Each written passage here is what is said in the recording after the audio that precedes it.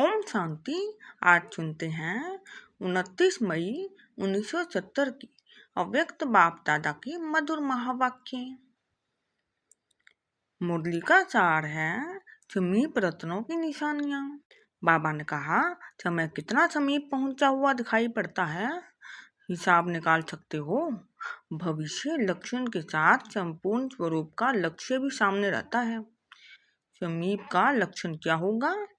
जैसे कोई शरीर छोड़ने वाले होते हैं तो कई लोगों को मालूम पड़ता है, आप भी ऐसे अनुभव करेंगे, यह शरीर जैसे कि अलग है, इसको हम धारण कर चला रहे हैं। समीप रतन की समीप आने की निशानी यही होगी। सदैव अपना आकारी रूप और भविष्य रूप सामने देखते रहेंगे। प्रैक्टिकल में अनुभव होगा। लाइट का फरिश्ता स्वरूप सामने दिखाई देगा कि ऐसा बनना है, और भविष्य रूप भी दिखाई देगा। अब यह छोड़ा और वह लिया।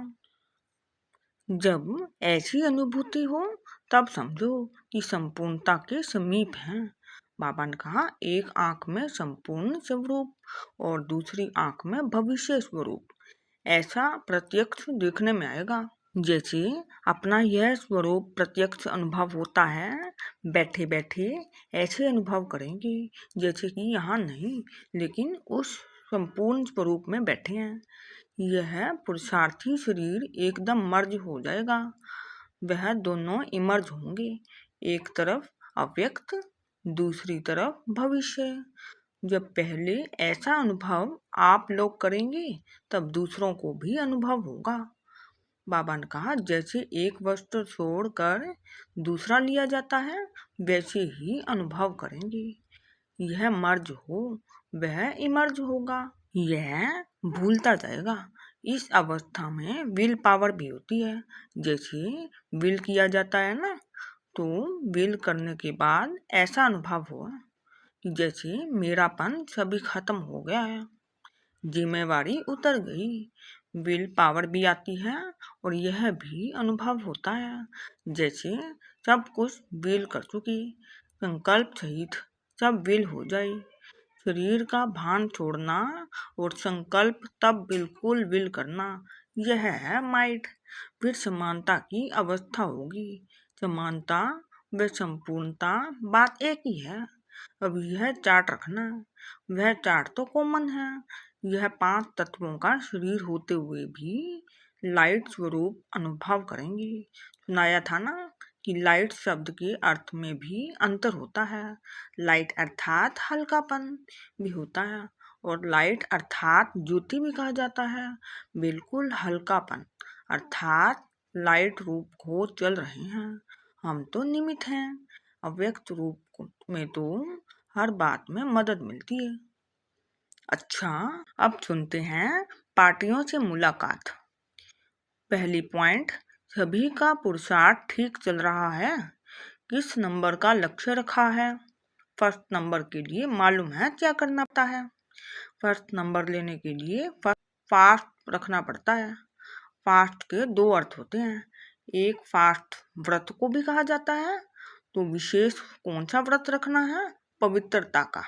यह व्रत तो कॉमन है, यह व्रत तो सभी रखते हैं। फर्स्ट तो आने के लिए विशेष व्रत रखना है कि एक बाप दूसरा ना कोई, हर बात में एक ही स्मृति आए। जब यह फास्ट रखेंगे तो फर्स्ट आ जाएंगे। दूसरा फास्ट कौन सा है? जल्दी चलने अर्थात तीव्र पुरुषार्थ। महारथी उनको कहा जाता है जो सदैव माया पर विजय प्राप्त करे, माया को सदा के लिए विदाई दे दे। विघ्न मिटाने की पूरी नॉलेज है। सर्वशक्तिमान के बच्चे मास्टर सर्वशक्तिमान हो, तो नॉलेज के आधार पर विघ्न हटाकर सदैव मगन अवस्था रहे।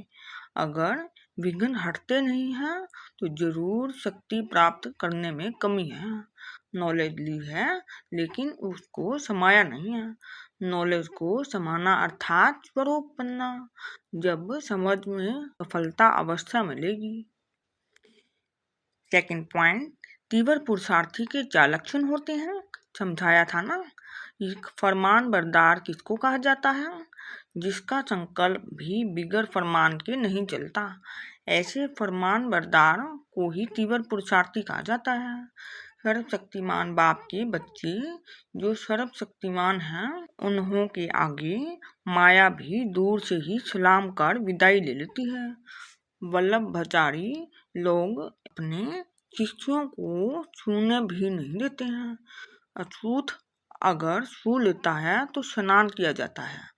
यहाँ भी ज्ञान स्नान कर ऐसी शक्ति धारण करो जो अछूत नजदीक न आए। माया भी क्या है? अछूत। अच्छा, ओम शांति। परम पिता शिव की शिव शक्तियाँ